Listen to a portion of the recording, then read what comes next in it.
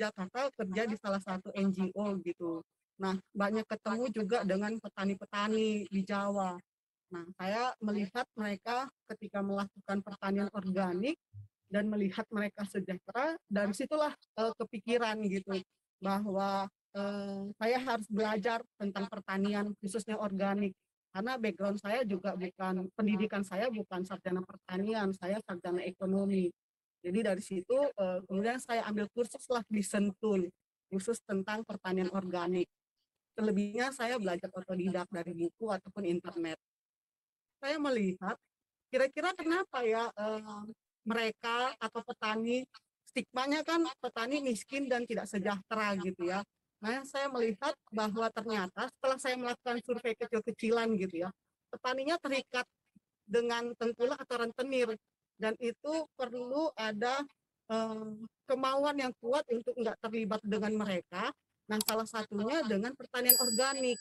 Dengan bertani secara organik itu bisa sejahtera gitu dan tidak terlibat dengan penampung, karena kalau kayak kami sistemnya panen pagi, siang sudah langsung diantar ke konsumen karena 2 hari sebelumnya udah pre-order gitu. Jadi banyak yang dikikis. Sise ya, Siantar Sehat ya Kak ya, Kakak sebagai pendiri Siantar Sehat ya. Iya. Siantar Sehat itu dalam bahasa Batak artinya ramah atau tersenyum. Jadi filosofinya berharap dengan pertanian organik, menggunakan pupuk organik, bisa membuat petani sebagai produsen tersenyum karena dia sehat gitu ya.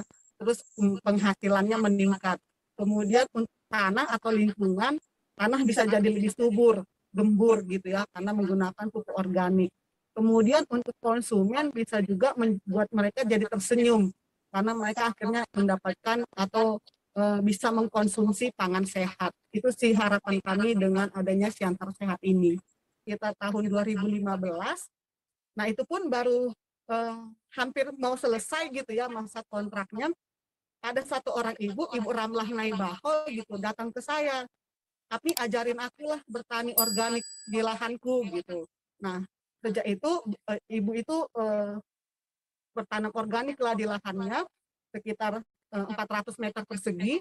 Saya ajarin sampai bisa, terus saya yang carikan pasar gitu.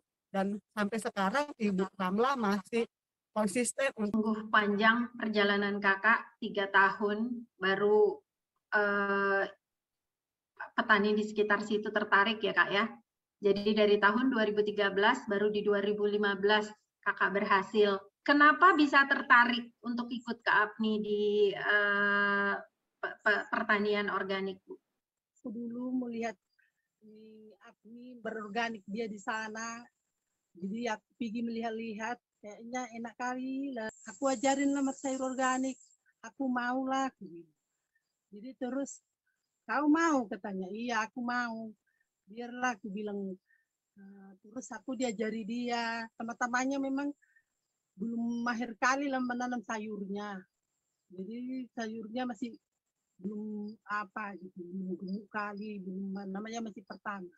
Lama-lama cantik sayurnya, gemuk, rasanya enak, renyah, pokoknya enak lah, sehat kok makannya. Memang nanam padi.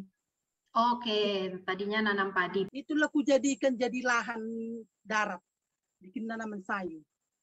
Kalau nanam sayur gak pernah kian, karena aku tengoknya APNI, aku pergi ke lahannya nengok-nengok, terus aku tertarik gitu.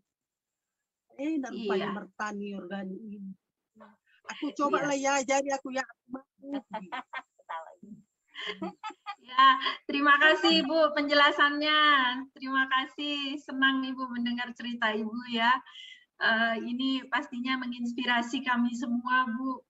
Gitu, Ibu yang tadinya nanam padi, kemudian belum pernah juga untuk tanaman organik, Ibu mau beralih ke organik. Memang organik itu lebih sehat, Bu.